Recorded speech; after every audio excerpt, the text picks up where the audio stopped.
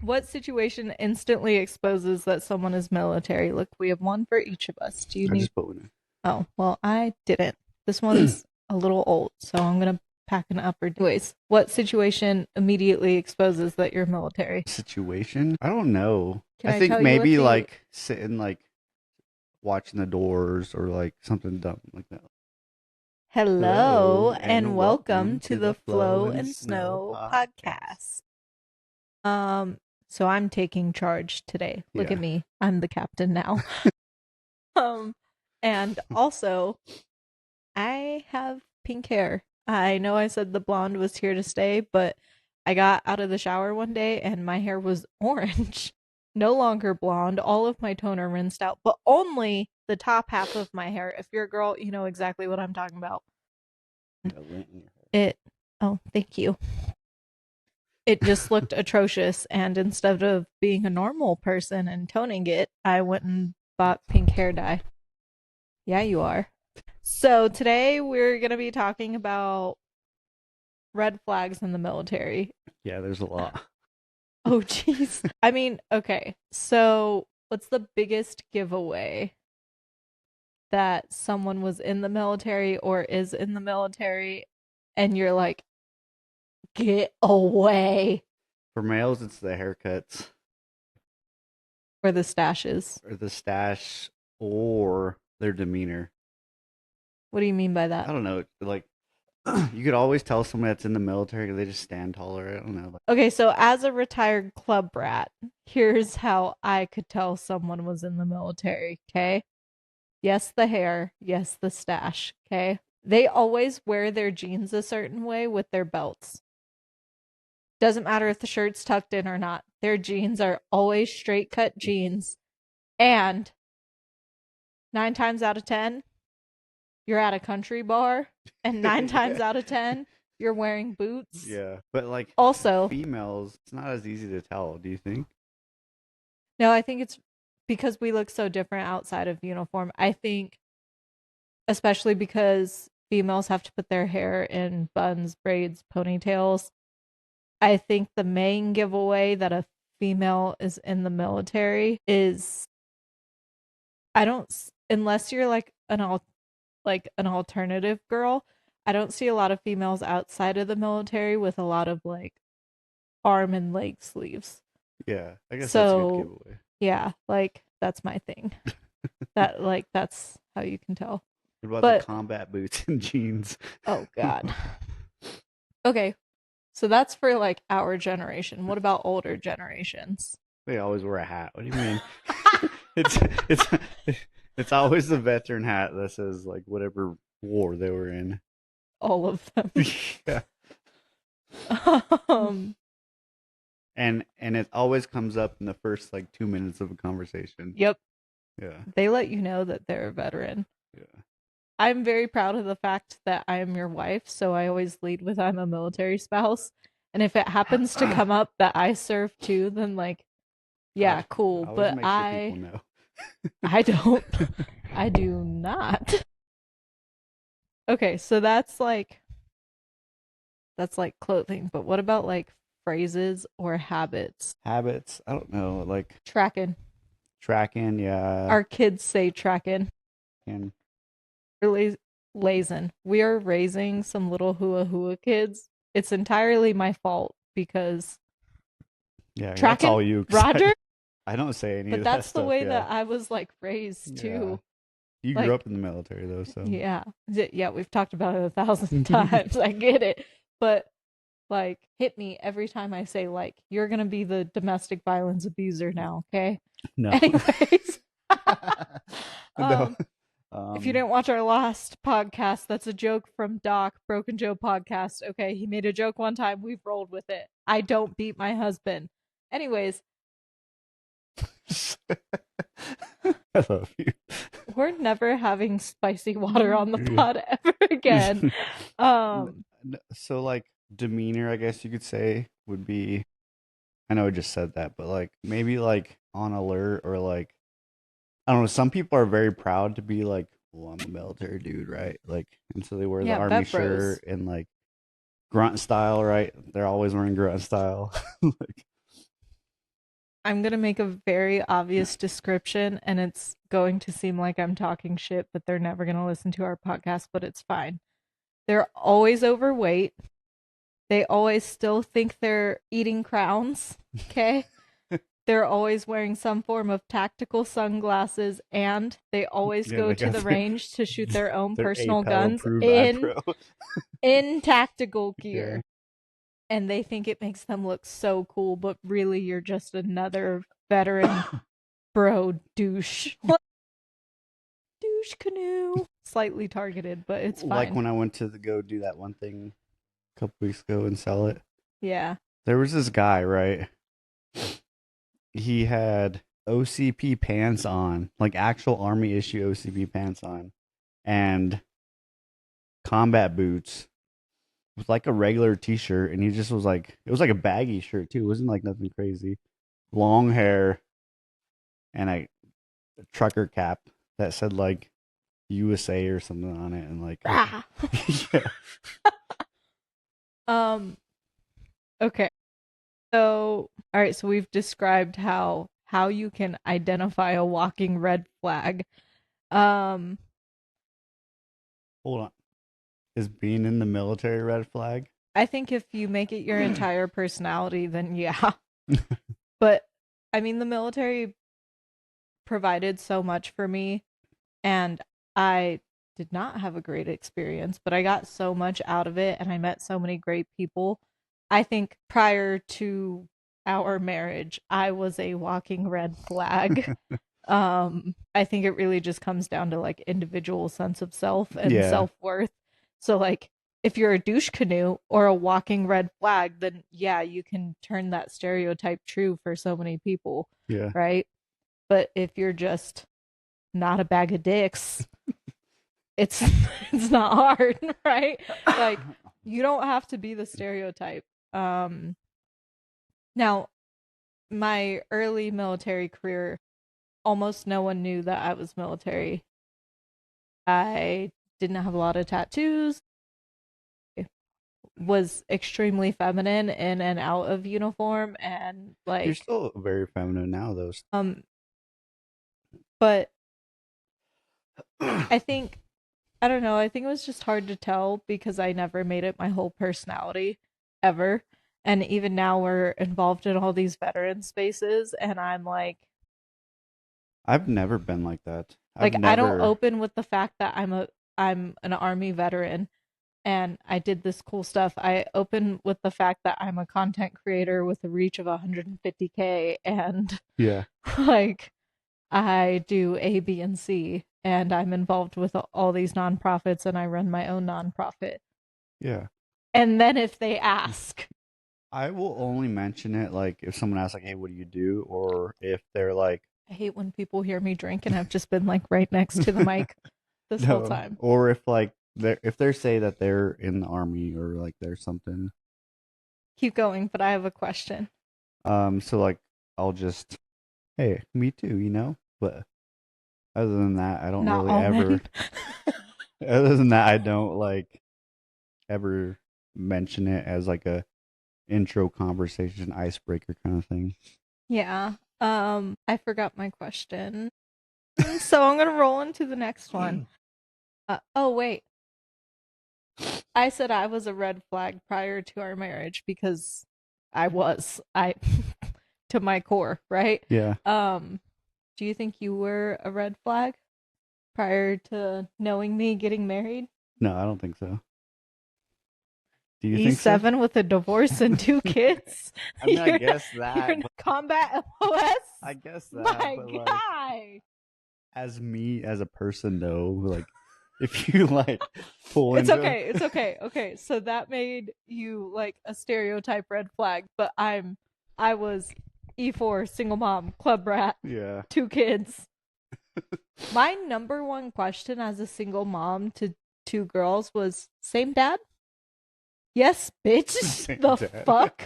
Are you fucking kidding me? Which is crazy because I think all these kids are ours. Like, Yeah, nobody ever think I have a love-hate relationship with the fact that people are like, "Oh, 5 kids? You don't even look like you've had 5 Yeah. kids. your oldest is 12 and you're 27? Yeah. And they start doing mental math, and I'm like, No. they're not all mine. We're a blended family. Like, and also the reason I don't look like I've had 5 kids is because I haven't. Yeah. Shout out your ex-wife for birthing 2 of them. Like, didn't have to do that labor times 2. Did have to do it times 3, but not 5 times, okay? But anyways, next question. What situation instantly exposes that someone is military? Look, we have one for each of us. Do you need... Oh, well, I didn't. This one's a little old, so I'm going to pack an upper decky. Anyways, what situation immediately exposes that you're military? Like civilian situation. What situation? I don't know. Can I think tell you maybe what like sitting like watching the doors or like something dumb like that. Like I don't know. Like I don't. Maybe if something like bad's going on, they like go to help. But like I don't. Growing up, I was in a lot of bad car accidents, right? Yeah. Never our fault, fortunately. But never, the one in Alaska Yeah. that I told you about, telling. braces went out my cheek. Yeah. I find more often than not, the first people to respond to emergencies are service members or veterans. Yeah. Because we feel the like need or sense of like we should be the first ones to respond in these situations. Yeah. And the first person to help me and my sister and all those, all her babies was an Army medic, like active duty, pulled over, checked us out, made sure the kids were okay. Like me and my sister were real fucked up, but made sure that we were okay and that the kids were okay. Yeah. See, I like agree with you, but like I grew up with my father being a firefighter, right? He's still a first responder. Yeah, so like I remember like we'd be driving an accident or something happened and he'd pull over and help them. So like it's kind of like ingrained in me to be naturally like that. See, as a woman, I'm not pulling over to help you. Yeah, I mean that makes sense, but like, even as a woman veteran, like who has said nope. Yeah. I don't know what you have in that car. I don't know who you are. I don't know if you're batshit insane. Yeah. I'm not putting myself in that position to get murdered, kidnapped, among various other things. Yeah. I mean, it depends on situations. Also, like, I feel like I would. Is that a PTSD response? Can I claim that with the VA for the other shit that I can't talk about? But no, I feel like if I was like a carload of like you and all the kids, right? And something happened on the freeway, I don't think I'd pull over because I think the it's safety of our family situational first, right? too, right? Like if we saw like if it happened right in front of us, like a really bad accident, I'd probably stop, and we have the kids, I would probably want you to stop. Actually, I would want you to stop if I'm not making you stop. Yeah, I probably would stop. Kids stay in the car, obviously, to keep them safe. But like you and I we have to at least try. Yeah. But fortunately, if it's just a little fender bender or something, like yeah, you're good. You got it. I mean, we drove by that really bad accident, but like they were already on the phone. And like there were so many people and so many witnesses already pulled over on both sides of the road, which is crazy because it wasn't a road, it was a freeway. Yeah. Pulled over on both sides, meaning you walked across the freeway at some point. Not walked, probably sprinted. Yeah. We're also late. We were late to a concert or a baseball game, one of them. It was the baseball game. Was it? Oh yeah, it was the baseball. We went to the Astros game and they lost to the Rockies. And it was really embarrassing to be an Astros fan that day. They lost the first 13 games of the season. It's really embarrassing to be an Astros fan sometimes. Anyways, still proud. I don't know shit about baseball, y'all. So don't come for me in the comments, all right? My husband loves and enjoys baseball, so therefore I love and enjoy baseball the same way that he rolls Tide because I roll Tide. So yeah, by the way. Roll Tide. Yeah. um so I think for us, right, the thing that exposes us the most is that we are chronically early, and No, yeah. we hate being late. The clock in my car is 10 minutes ahead. Yeah. Yeah. We hate being late to anything. At every army event, unit event, anything that we go to, we are always the first ones to On show up. time, even if it's a social event. Yeah. Um, I set all of everything in our calendar for 15 minutes prior to the actual time so that I'm not late Yeah. because I have a chronic fear of being late. I do it like 30 minutes, but yeah, I'm the same way. I do 15 minutes because no appointment, meeting, anything is ever at 15 or 45. It's always at 30 or o'clock. Yeah. So I know. I know. No, that is something that's like ingrained in me, is that I need to be on time all the time. Because people's time is valuable. Yeah. And yeah. So I think, the other thing I can't stand, if someone is speaking, like public speaking in any capacity, why are you fucking talking while they're speaking? You know how you shut up during a formation? Yeah. You know how you shut up during everything in the military? Yeah. No, it's annoying too. Yeah, I get it. Oh, that really grinds my gears. Okay, so what military phrase or acronym do you accidentally use in everyday life that confuses civilians or could confuse civilians? I don't know. The only thing I ever use is it'll buff. That's Well, like my you're thing. still active duty. Yeah. I use it'll buff. My plaque there says it'll buff because I say it all the time. Really? Yeah. Cute. I say Trackin' and Roger all the time to the kids. I say Trackin' in like all of our meetings with clients and Yeah. everything. But they're all veterans or like related to the military in So some they know. like capacity. And that's the honest truth. We really don't work with civilians that much, especially I think the person, shout out mom, okay? I think the person who truly doesn't understand anything ever Yeah. is your mom, and she tries so hard to because she wants to understand. But we'll be talking about like fields or like trainings or NTC or this or that, Yeah. and she'll be like, "What is that? Or what are you talking about?" What? And I'm like, mom, it's this. And she'll be like, "What is that? Why do they have to do that? Because the army said so, mom." Yeah. Well, they just make them go away so much.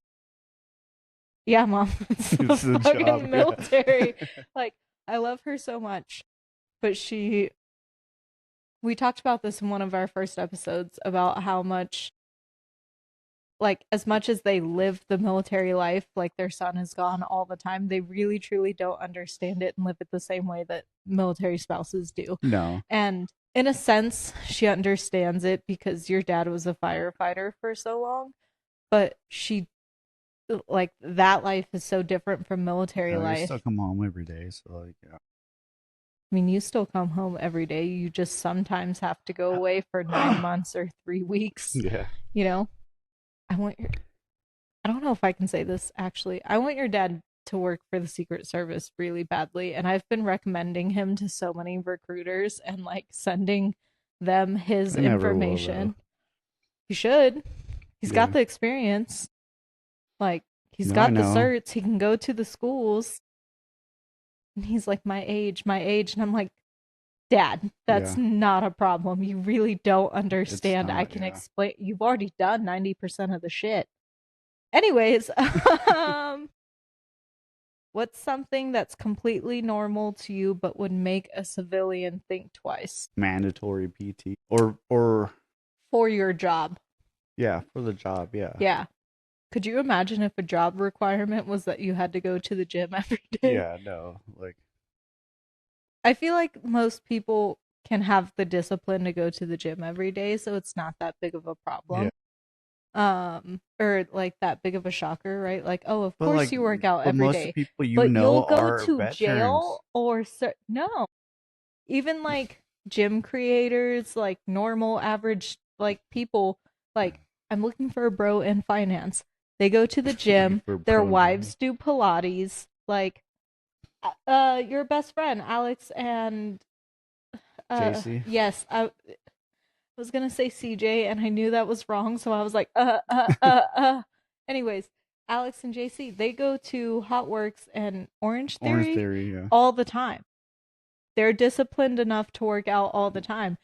It's just not a job requirement, and their boss isn't gonna come knock on their door if they don't show They up. don't show up at 6 in the Yeah, morning, yeah. like so I feel like that's not crazy abnormal. I think the it being part of your job would. No, yeah.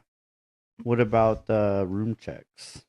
Ooh, yeah. Could you imagine if your boss showed up to your house to make sure you weren't living like a slob? Yeah. Yeah. It's needed though. Like some of the barracks I've been in have, yeah, they need. Mm-hmm. If you're listening to this and you're a mom that their kid wants to join the military, teach them how to clean and take care of themselves. Why was I a team lead with Joeys that didn't know how to wash their own laundry? Why was it I in basic training at 22 years old, 20 22 years old with 18 and 19-year-olds who have never done their own laundry before? Yeah, it's You can eat Tide Pods, but you can't understand the concept of putting it in a washer?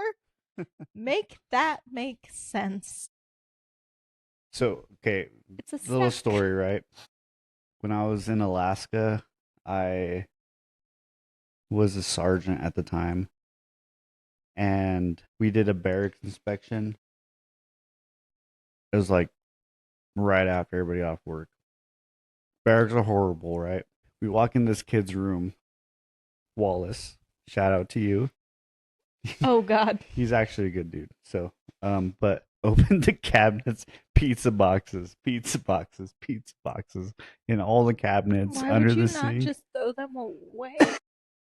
Well, they do. We're having a room inspection, so like They're like out of sight. Can't see it. everything looked fine until you open the pizza box, and then yeah, it was a long night. I'll just say that. Like barracks party is an actual thing that night. I don't think I got home till like midnight, but Okay. You're out in public. What item immediately screams military to you? 511 backpacks, or just 511. I'm not at the airport often, but when I am, you can spot military Yeah, because they have a 10 tactical miles bag away. with all the Molly. Like everything's Molly. Their bag, their Even if you have the black backpack, you put your fucking name tape on it. Why? yeah patches. You know that makes you identifiable? Yeah, Like, patches. even What morale else? patches make you, like, if you go and you have, like, a regular, like, JanSport backpack, but you've put all of the fucking, like, cool fungi patches, I Secret know you're Squirrel military. patch on there. Yeah, like, I know you're military. Yeah, I can spot you from a mile yeah, away. because they board the plane first too. So. That too. Always first in line. I'm kicking the mic. I just felt like I was. You know what's something that people don't think about? What? So all the girlies have Stanley Cups now. Military will always have a water bottle, Yeah, analogy. and it's sticker bombed. I mean, I've sticker bombed things since I was in high school, but He was a skater boy. yeah, I've sticker bombed everything. Yeah, even our Yeti coolers are sticker bombed. Is sticker bombing an army, or I guess not army, but military, like, identifiable thing? For me, no, because I had stickers and everything. My car had No, stickers all not over. you specifically, but in general. Water bottles and like random stuff like that. Yeah, because I mean, like my computer right here is like sticker bombed. I think Depending on think- the stickers, yes. I think having a patch wall screams red flag. Like, but also screams military. You had a patch wall. I didn't have a patch wall. I had a patch cup. Thank you very much. I collected patches, but I was active duty. Thank you very much. Of course I did. And I did cool shit. So I was like, yeah, let me grab a patch, my guy. Bully Beef Brigade. Love that patch to death. Where are all of our patch collections? They're in my that whiskey box I have with my name on The it. one in the room? With the coins, all the coins, yeah. So, because you lost some of your coins. I can't find half my coins. Not that I've looked very hard, Yeah. but I don't know where any of my They're all coins in or there. any of my patches are. They're all in there. Because I put all of them my in. previous, Yeah. well, no, I've talked about being intelligence. My Yeah. MI patches are in there, and I want the girls to each have one. Yeah. And I was thinking about it randomly the other day, and I was, I'm not buying MI patch.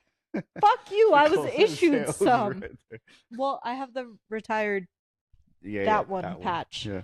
So I don't want to say it because it'll be a dead fucking giveaway. But I have that retired patch and the other one. So I'm like not getting rid of those. Yeah. And then no one cares about the seahorse patch, but I have plenty of those too. Yeah, no, they're all in there. What's the funniest habit you picked up from the military? I'll go first. Give me the can. He didn't give me the can, but pouches, nicotine. My mom still smokes a pack a day, right? Yeah. I'm super anti-cigarettes, nicotine.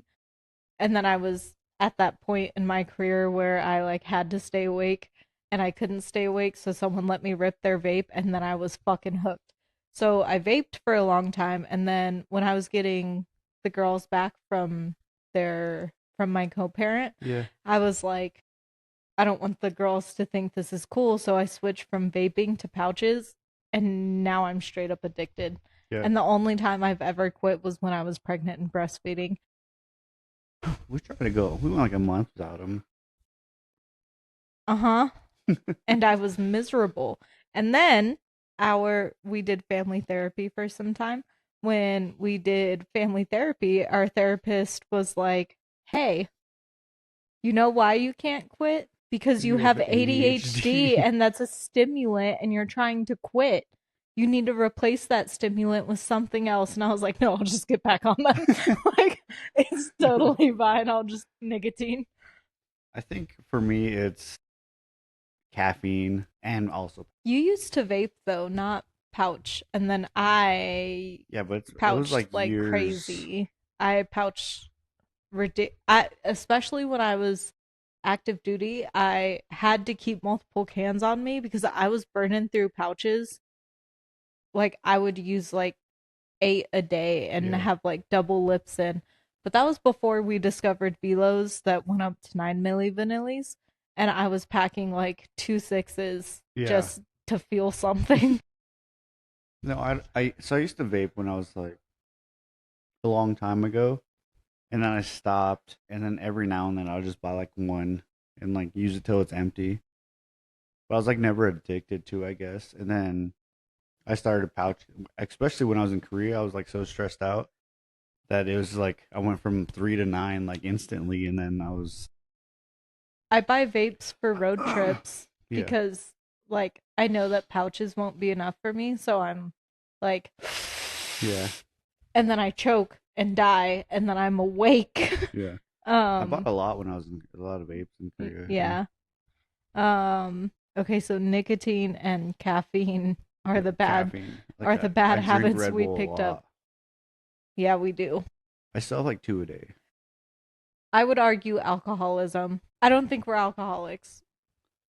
I think the normalizing. It's like a normal thing for the military to go out and drink. Like that's the frequency of drinking and like the amount of drinking on a regular basis, like that's not normal.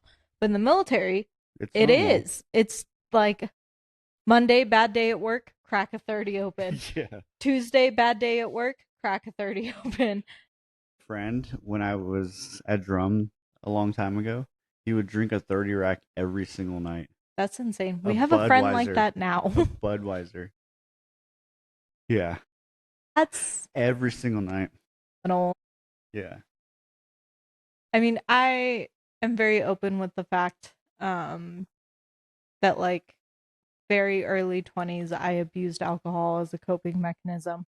Now I'm fine. I'm good. Yeah. Like we drink socially and like one or two drinks on our couch sometimes. Yeah. We're not at all Nowhere near the frequency that like E3 Nieve was at, E4 Nieve was at, because I really, honestly, I didn't have any coping skills. And so I was like, I'm just going to numb the pain, which is not good. Don't do that. I think it's like Go to therapy. stigmatism, right? Like stigmatism. Is that it's like your eye, isn't it? Yeah. Stigma. Yeah, stigma that no, it was stigma.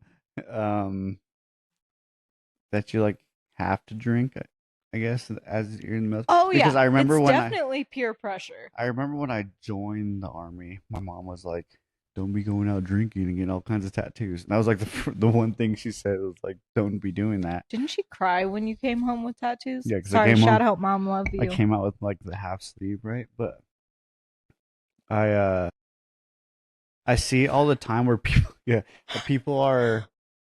It's like, okay, I'm bored, so let's go get some drinks.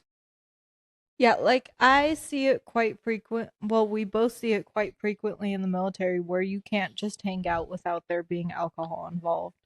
Like, I mean, okay, so the defects used to not be functional here, and my soldiers were quite literally starving, so we invited them over for dinner a couple nights a week just to make sure they were fed. Yeah. But we also had alcohol just to make sure they were also taken care of, right? And that was just the norm. Like we a had couple that drinks, barbecue last weekend, and we bought alcohol, and everyone brought their own 30 racks. Our fridge was racked and stacked. It was like a frat house. Yeah, yeah, it was, and now it's all gone. Thankfully, not because of us. We made people bring their drinks home, but yeah. Oh my god, that was excessive. And there wasn't that many people here either. Yeah. All we did was play cards and stuff, but it still shows that that's normal. That's to normal. show up like with a 30 rack expecting to crush it. Yeah. For 10 people to play card games. Yeah. Yeah, that's a little excessive. What's a dating red flag or green flag that is clear that someone's military affiliated? I don't know. I can't answer that question. Dude got divorced and then met me and got married. Yeah. Didn't even try, dude. I had this really... Okay, so I guess I'll answer this question. Yeah, that's a you question. Hi, retired club brat. I had this really big thing where I would not date specific MOSs because they were ruined for me. So like all of aviation 15 series, I was like, nope. hi. And then for some reason I was like really attracted to MPs and 11 Bravos. Yeah. And like toxic, red flag, right? But like I had no clue that guy, you know who I'm talking about. Oh yeah. What was like attracted to me, I was like, what do you mean? Yeah, he definitely was just in love with you. You know, I had no clue. Anyways, I wouldn't say in love with me, but like attracted to me, right? Definitely didn't wanted know. You. I was like, anyways, don't want to get too much into it or cause problems, right? Yeah. So anyways, I had banned like a lot of specific MOSs, and then at one point I was just gonna ban the entire branch of the army. I was like, fuck this. Actually, when we met, I was like, I'm not dating. I'm like anti-army right now. I was super anti like military men. I was like, I just need to change it up. And then we met, fell in love, and I was like, yeah, this is my husband. I can't deny this, right? Yeah. And our story is very cute and romantic, which one day we'll have to get into. But Anyways, red flags, green flags, military experience, right? Um, I won't say that all 11 Bravos are a red flag, but they are the most likely for you to end up in a domestic violence situation. Um, it's something about that MOS that just screams anger management classes. Yeah. If you're looking for a stereotype vet bro douchebag, and like I have lots of friends that are 11 Bravos and like do cool guy shit. We have a lot. Well, Tech is an 11 Yeah. Bravo. He's like ranger instructor. I know that other guy that's a ranger instructor and like cool guy, right? Yeah, right. But that MOS, it gets the most shit, but also I will say green flag is that I felt the most protected every time I was a club rat and went out with a group of 11 Bravos. I Yeah. knew no one was going to touch me, no one was going to talk to me. I could go out, have a good time, get belligerent drunk, and like they really do care about their people, right? Yeah. So if you are like, I'll say that about that MOS. Red flag, domestic violence, probably. Domestic Green violence. flag, they'll kill anyone for you.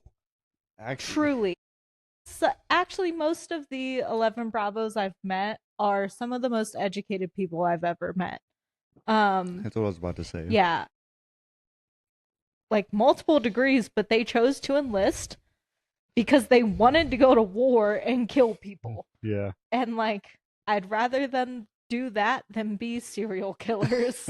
Cool. And yeah, aviation, they're all cheaters and they all like Barracks Bunny. I have no redemption arc for them. D- uh yeah. It just is what it is, my guy. Um Actually, some of the best friends you'll ever make or have. Because most of my AIT and like Kentucky friends were aviation, Yeah. and being a female in the military, 9 times out of 10, most of your friends are gonna be like dudes, right? And like I had all that shit going on in Kentucky, and they truly cared about me and looked out for me and like made sure that like I felt safe. Yeah. And I really appreciate them for that. And most of them were 15 series. So like as So no, much as I like hate 15 series, a specific MOS, yeah. I will say uh, they were some of the best friends I ever had, and still to this day, when I've needed them for specific things, they got back to me immediately with what I needed. Yeah. I mean, excuse me. My first duty station, I was in Korea, right? But I'm on combat MOS, right? Hold on. I want to chug my drink, but I don't want people to hear me. I'm still listening. No, so I was combat MOS, which in my first unit was the aviation unit. So there was in the entire brigade there was 7 of my MOS in the entire brigade, right? Um so obviously I was hanging out with all of like 15 series. But they're pretty good friends. I don't know.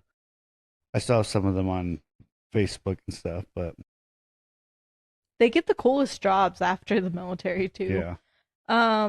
The question was though, the red flag or green flag that someone has military experience.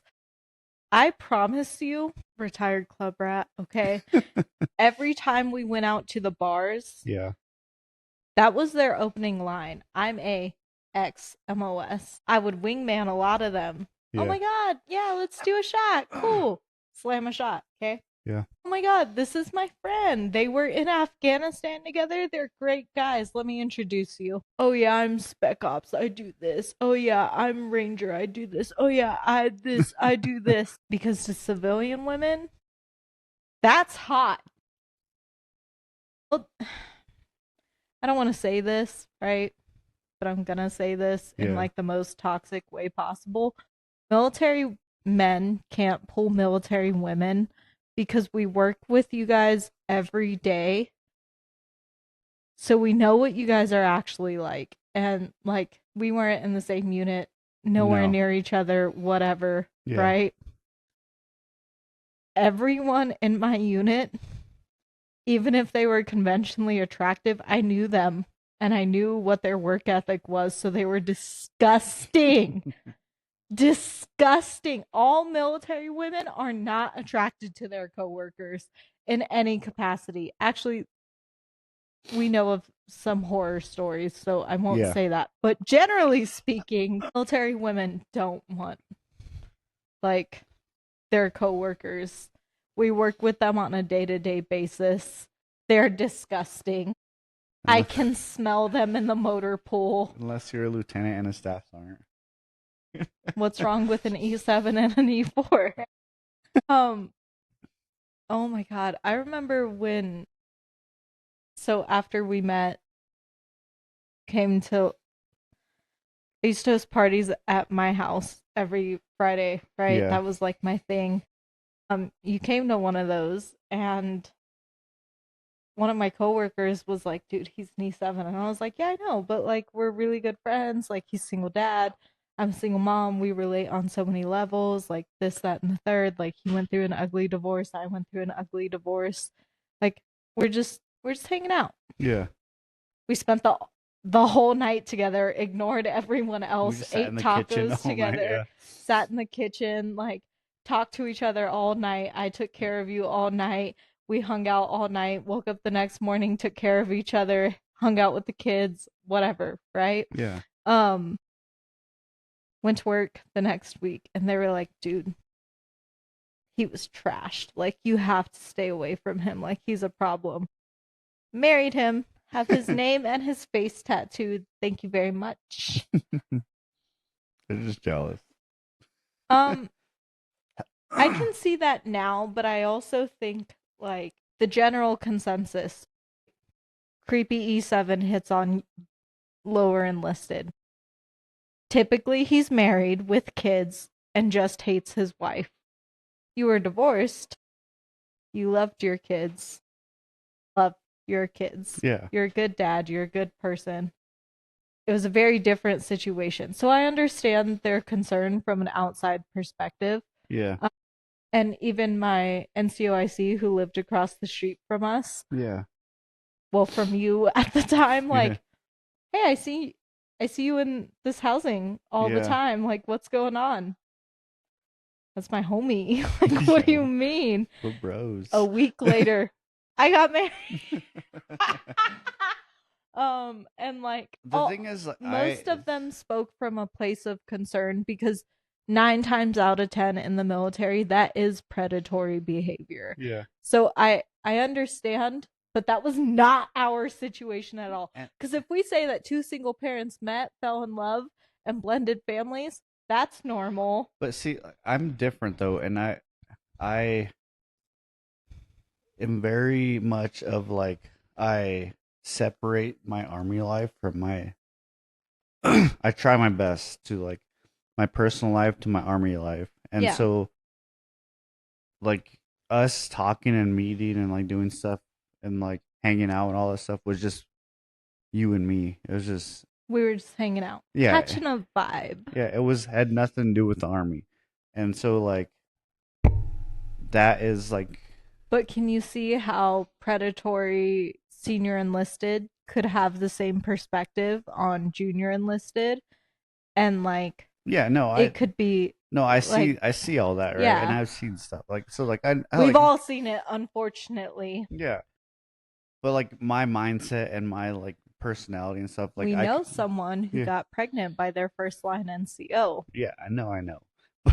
I'm just saying I myself can differentiate between military.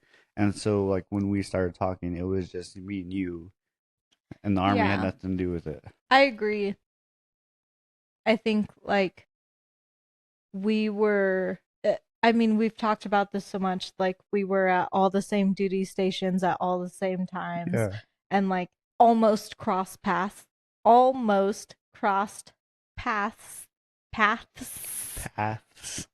but didn't.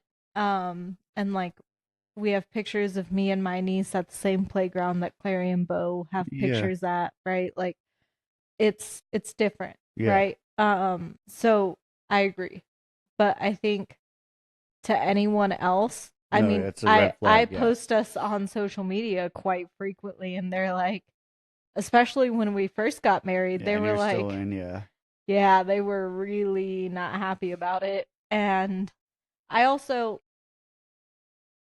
I was very single on social media, even to my unit, which is why they were so surprised when I was like, I got married. Yeah. New name tape on Monday, right? I was Thompson on Friday, now I'm Flores on Monday, showed up with a ring, and they were like, what the fuck? I didn't tell anyone my personal life, my dating life, especially because men are predatory in the military. And so I was like, I've learned a lesson or two. Okay, like so many people thought so many different things about Yeah. me. They all had different stories. Um, but when I announced on social media that I had gotten married, my views, my followers, everything You just. plummeted. My TikTok income plummeted to zero. Yeah. And I was like, oh, okay. And it was fine, right? I've clearly rebuilt and continued to like keep going because social media now is my job, but at first, especially then when we first met, got married, all that stuff, which by the way, that span is 45 days. You only had 12,000 followers. Yeah, and now I'm at Almost 23. Almost. 22.9. Hold on, that's my Instagram. Follow me on Instagram, by the way. I'm at 22.9. So, Yeah. yeah, I mean, I've grown a lot, but took a lot of work because for a minute I was stagnant. Yeah. And well, for a couple of It minutes, was like right after we got married, and you yeah, said, or you told people you were married to me. Everybody because just your views announced and everything just plummeted. I announced by like, oh, you should have waited before you got into an next relationship, and it was a picture of Georgia. Yeah. It was from our faux engagement because we were already married. Yeah. I call it that because we had to stage an engagement to tell his family that we were going to get married. And then, like, 2 weeks after we did that, we were like, yeah, by the way, we got courthouse married. I'm a Flores already. Yeah. But they all, like, that was the first time I had met your whole family. And I was really nervous about them meeting the kids, but they all loved and accepted all All three of of you. us like immediately with open arms and have never treated us any differently. No. And as a single parent, that was my biggest fear because I had been in dating situations before where it was very clear that me or my children were going to be treated differently. And I had thought that that was love. And then I met you and your family, and I was like, oh, this is what unconditional love is like. Yeah. And it makes my heart so happy. I said that so Happy. weird. It makes my heart so happy. I love your family so much. Obviously my family is dead to me. I've talked about that many times. Um, but your parents from the moment we met have never hesitated about loving me or accepting me, and the girls like No. they just loved them from the get-go and like accepted them, and as a single parent nothing made my heart happier. And shout out mom and dad, we love you so much and I love you so much. I love them so much that your dad walked me down the aisle Yeah, he did. and made me cry so many times that day and was laughing with me and joking with me, and we ate pretzels and fried shrimp waiting for everyone else and like joked about everything. And me and your dad have had so many conversations, and even your mom, about like just thank you for loving my son unconditionally, and I love them so much. Sorry, going on a tirade Yeah. about how much I love your parents, but I do. And and they love you. but like it's so hard to explain that feeling as a single parent. And then we were both active duty, and that was their concern, is like, well, how are you going to balance this? Like, you went both of you went from 2 to 4. Yeah. And we were like, I don't know how to explain it. It just makes sense. And we do it every day. And we've done it not every day since we met, but most days since we met. We Even haven't had before we it. got married. Yeah. And we had no issues. And our family always made sense. Yeah. And trying to explain that feeling to someone else feels crazy. So all of that to say, yeah, there could be a lot of red flags in dating military. There can be a lot of obvious red flags in dating military. Obviously, if you're ever unsafe, please get help, please leave. I mean, I've been in so many situations like that. But I think God, this is so annoying and stereotype. When you know, and like your heart knows, and it makes so much sense. And like my parents are dead to me, but my dad always said to me, like, when you meet your person, they will be your best friend and you'll never stop laughing and you'll always be hopelessly in love. Yeah. And that has always been us from the get-go. Even through hard times, it's been like that, yeah. We were like not even 2 weeks into like knowing each other / dating, and I was like, I'm gonna say something really stupid. And you were like, okay, say it. And I was like, no, fuck you, I'm not saying it. But you said it. I did. Fun fact, I said I love you first. And I mean, we've basically been married ever since. Yeah. I mean, like the other day I came home and just because like you're my safe space and I just needed to like decompress from work. Yeah. And I think. And I just sat, you like were sitting on the couch and I was sitting on the floor and I just laid like, on your leg. Like, as hard, I hate saying it this way, right? Because I hate describing like military spouse life as hard because I think it's a different kind of hard, but generally I don't think it's hard. I think it's different. I think it's different for most military spouses who have no experience with the military life, much less the person they love being gone for months at a time, weeks at a time in a potentially dangerous situation. It's fucking different, which therefore makes it hard, right? So like the saying of like don't yuck someone's yum, right? Like military spouse life is like different and it fucking sucks sometimes. Like, yeah, I would love my best friend to be home all the time, but I also understand that you very much chose to do this and you love doing this. And as much as I would love for you to be home every day, I know that you enjoy your job and I would never take that from you. Yeah. And I think that's the like unspoken agreement between all military spouses is that like we fucking hate this because we love our partner so much.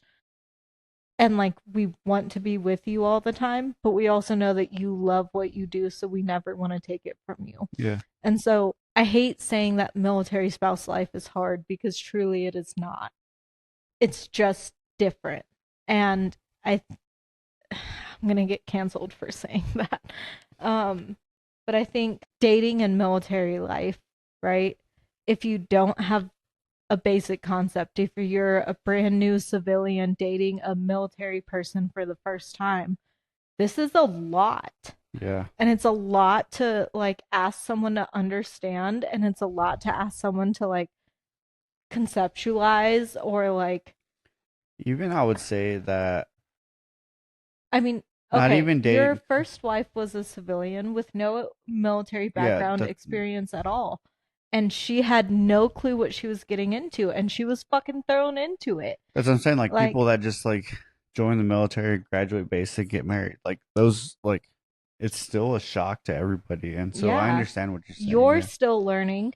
They're learning for the first time. And your first PCS move from Korea to drum, like that experience, for both of you was awful. Yeah. And I hate that for both of you. Like, neither one of you deserved that experience. Neither one of you were prepared for that experience. You were young newlyweds trying to figure it out, trying to navigate married life. Trying to navigate married life and military life for the first time together is so hard. And so many And people do it all the time. but it doesn't, I It doesn't really, make it easy. Like, yeah, it doesn't make it as much as you can learn from other people's past experiences, the shared experience of being a military spouse, whether you're dating in this space, married in this space, engaged in this space, it doesn't change the concept of hard. yeah. No matter what branch you're in, no matter like what you're dealing with, it fucking sucks, bro. And like, Yeah. there's gonna be red flags, but your person ultimately, right? Civilian, military, they should be a walking green flag for you all the time. Yeah. So if that's not what you're seeing, not what you're experiencing, that's not your person. If you are like, well, I think this is what love is, that's not your person. No. And if you're like, yeah, I guess this is good enough, that's not your person, regardless of if they're military or not. Whether you're dating, engaged, married to a blue collar worker, a white collar worker, I'm looking for a guy in finance, okay? Or a veteran or service member. Your person should be a walking green flag for you and they should love you endlessly. And if it's not that, they're a red flag and you need to leave. Yeah. Because I could talk about military red flags all goddamn day. Yeah. But at the end of the day, your person is your person, no matter what job they do. And I think it's really important to put that out there after we talked about how much I hate specific MOSs and like all these red flags, because love should never, Never ever, be hard. Yeah. love should never be hard, and it should never feel hard, regardless of what you've been through or you've experienced. Well, I always tell you that when I met you, it was like this natural connection. I was just drawn to you, right? And it wasn't.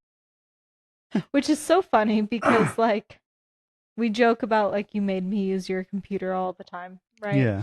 But my mindset was like, okay, I'm going to find this dude because I like his car, so I know if his car is here, I'm at the right place at the right time, but also if I find him, he's in my formation, I know I'm there at the right time Yeah. and at the right place, like I can't get lost, right? But it wasn't anyone else in our group, it was you. And Yeah. so like whether or not I knew it or admitted it, like I was drawn to you. Yeah. And then we fucking showed up in actual uniforms on that one day, and everyone else was like shitting their pants about you being an E7 and like, oh, he's 33. And I was like, and then I was like, wait, I'm in regular army now, I have to care about these things. And like, but like our first few days we were in PTs, and I think we said like maybe 4 words to each other total. Oops, I hit the mic. Boop. Hello, can you still hear me? Hello. For some reason, hello has been my go-to.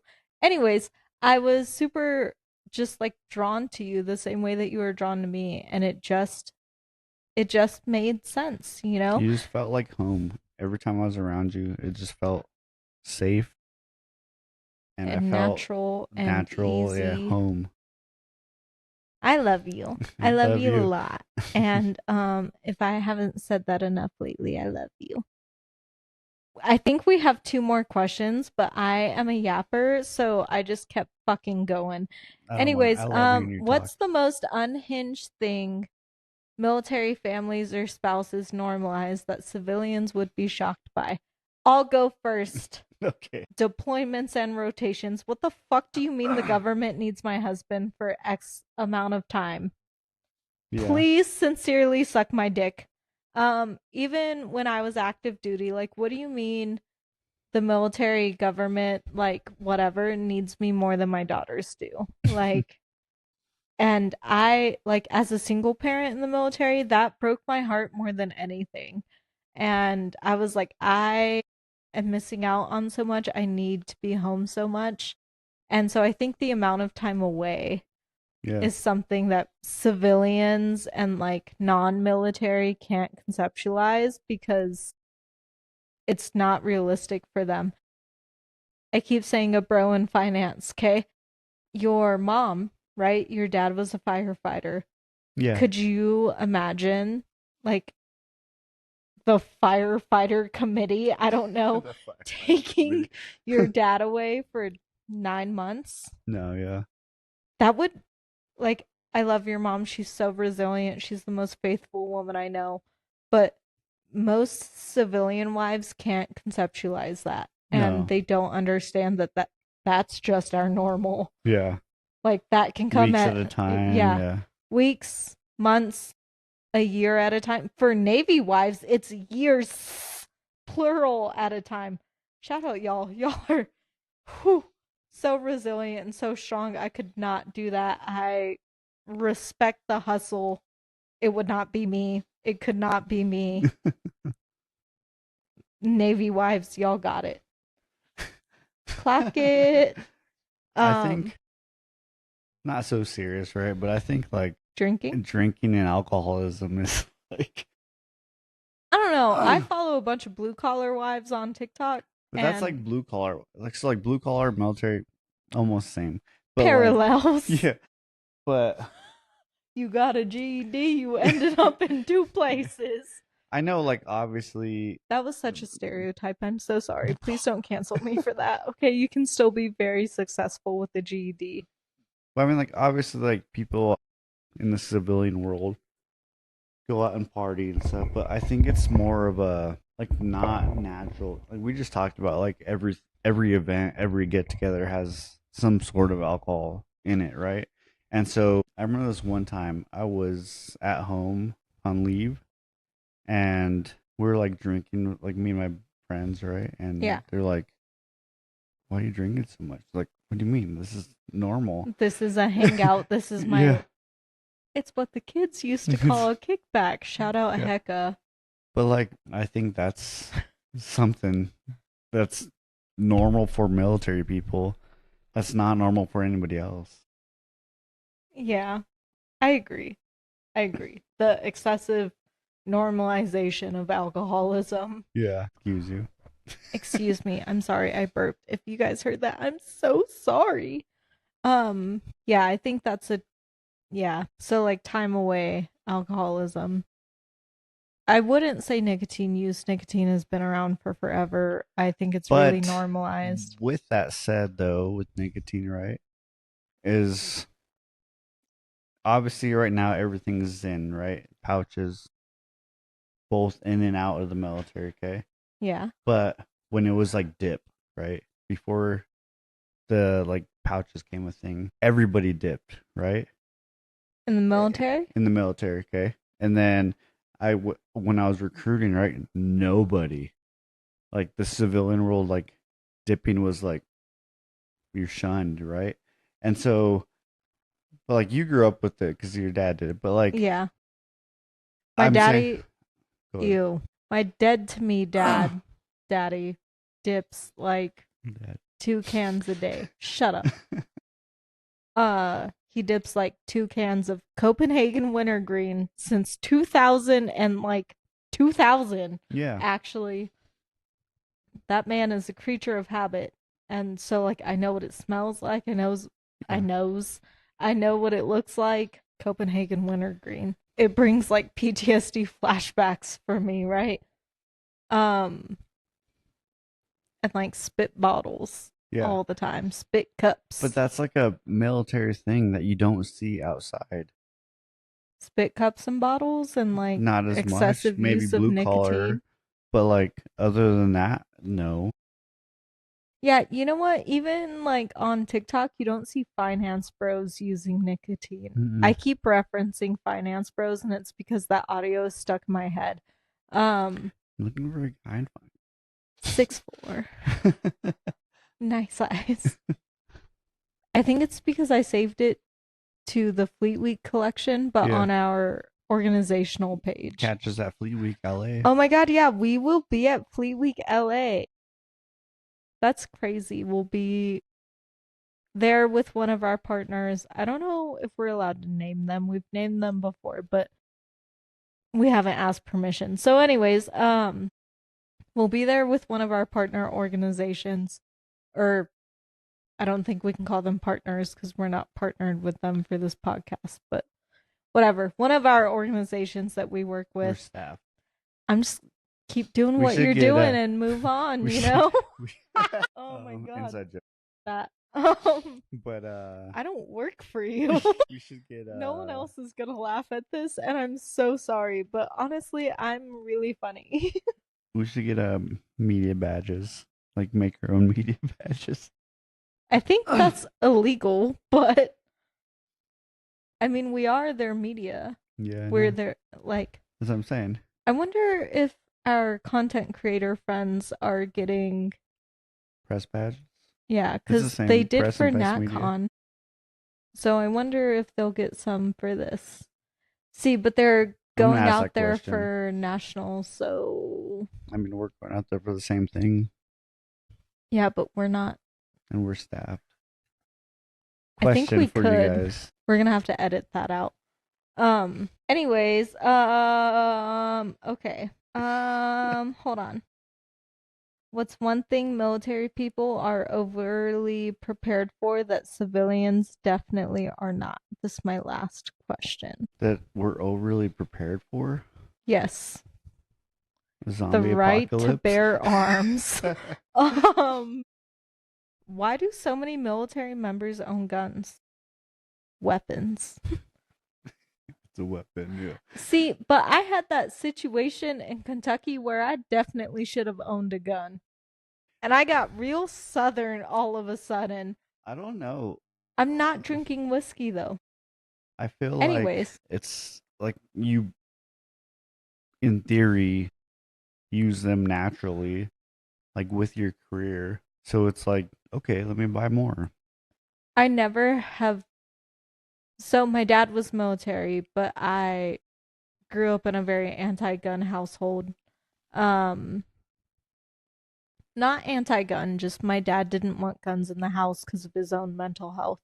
And then also because my dad has this really funny story about his stepbrothers shot each other in the ass and ended up like in like the ICU essentially.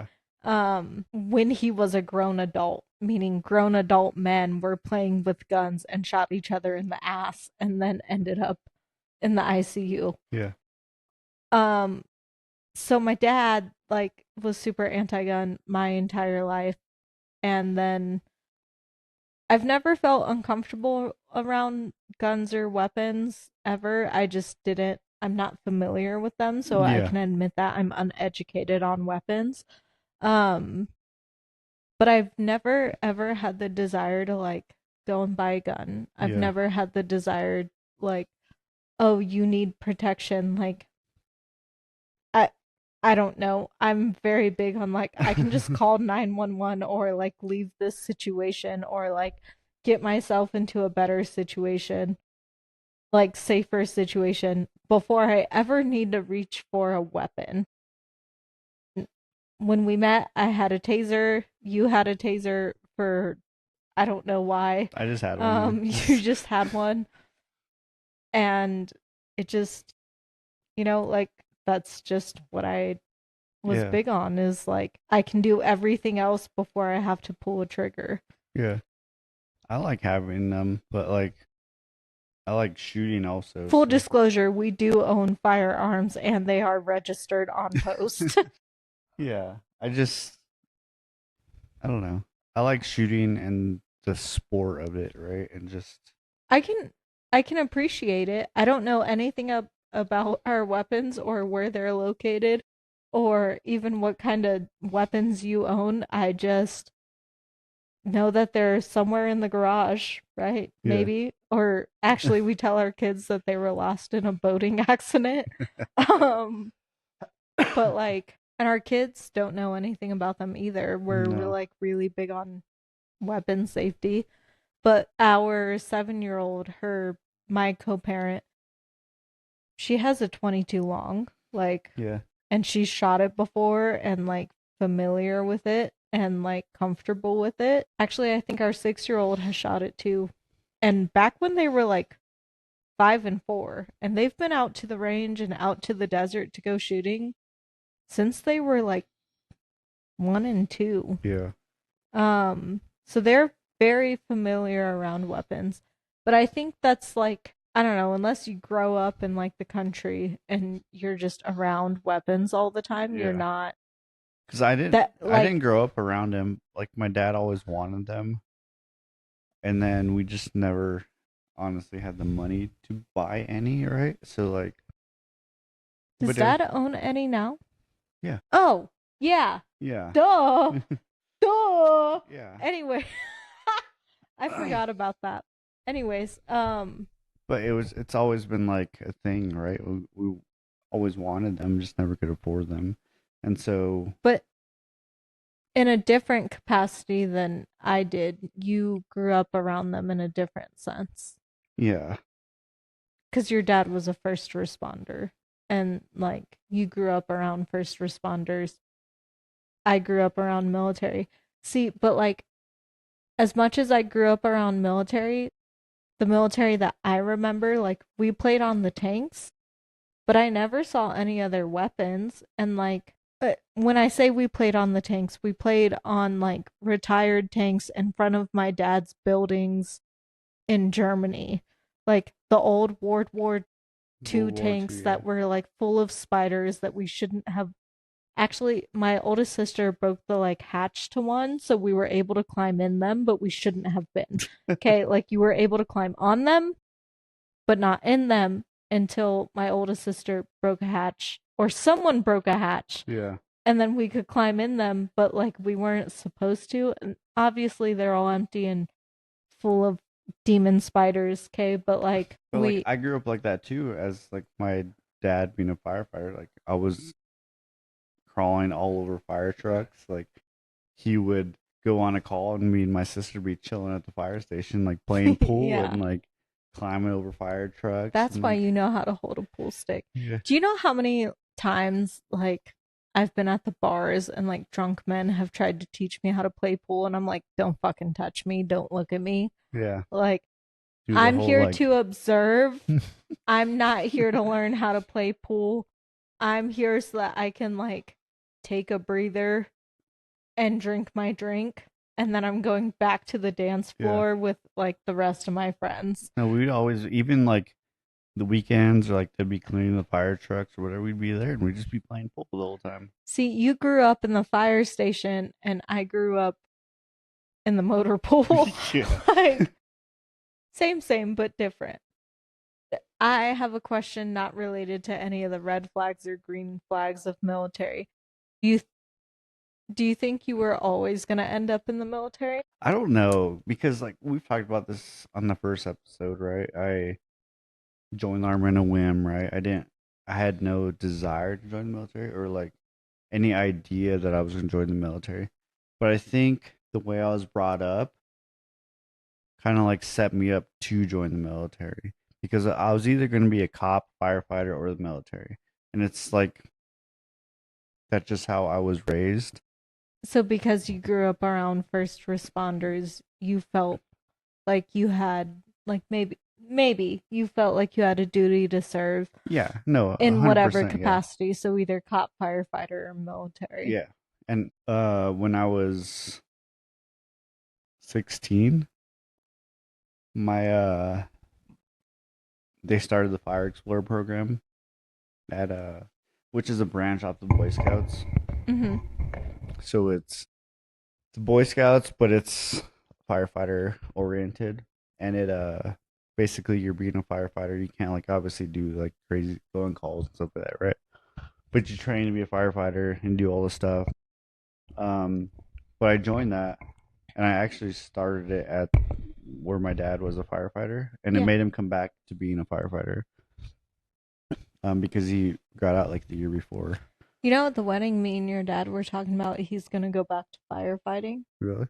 Yeah, he was offered a position. Yeah, he within told me the fire marshal. Yeah, and so it's not firefighting; it's different. But he'd still be in that space, and he was like, you know, that's That's what feels like home. And I was like, then you should go do that, Dad. Like, if that's where you feel the most safe and the most comfortable, and if that's what feels like home, then you should go do that. And he Yeah. was like, well, you're always doing new and different stuff, so I feel like I should try new things.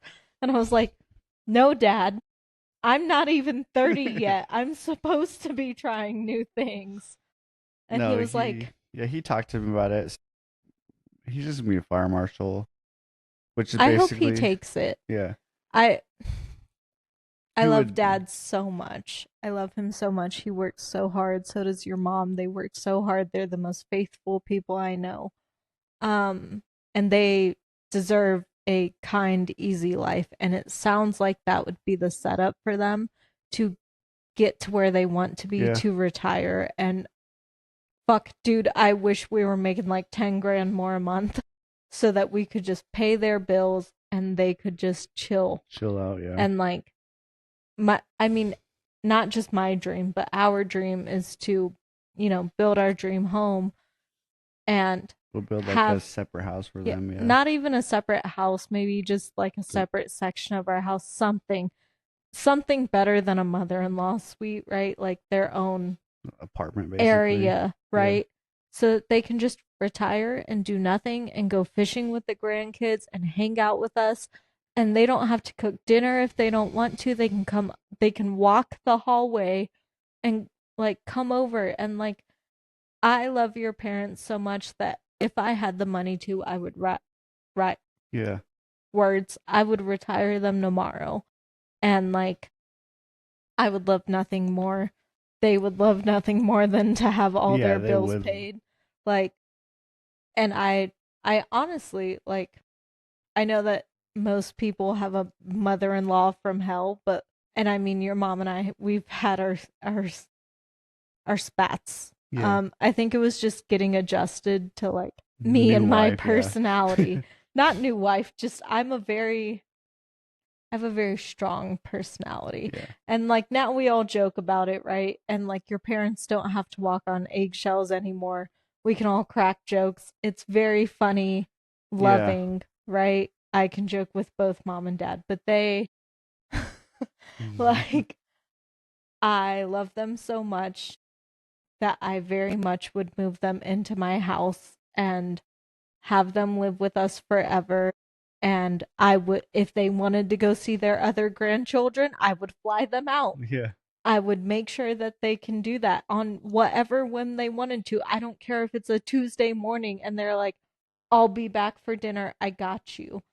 I want to have the financial freedom to be able to do that because I love them so much. I don't care if we're broke as long as your parents are taken care of. That's where I see us being in life, is that like, your grandparents are taken care of and very loved. And I want us to do that, but better for your parents. And I can see us doing that, but better for your parents, because I know that we're going to be crazy successful and like the life that we want, it's very close. Yeah. And we've never wanted to keep financial success to ourselves. We've always wanted to share the love. Yeah. But the only people we've ever wanted to share the love with is your parents. And I very much like see that in our future. We've gone on like 6 different side rails, but do you want to end it? Yeah, we can end it. Anyways, I love you all very, very much. Wait, Thank do you a for little hanging heart out. with me. What kind of heart is that? Look at that. Look at that. Mine is so cute. Okay, we love you all very much. There you go. Mine's only cute because I have nails. If it was just off my face, you can tell that you're a dude. Oh my gosh. It's a heart. Why isn't yours curved more? Okay, there we go. Okay, Flo and Snow Podcast. We Yeah, love you very we much. thank you I'm for- Flo. You're not Flo. Yeah. You're Flo. I'm Flo. I mean, technically, I am Flo. Yeah. But you're the Senor Flo chicken. Yeah. You're Neve. I'm Nieve, which is where snow comes from. Flo and Snow. Yeah. Anyways, we love you. We'll see you on the next one. Bye. Okay, I love you all. Bye. Yeah, end it. End it. Oh, you can't.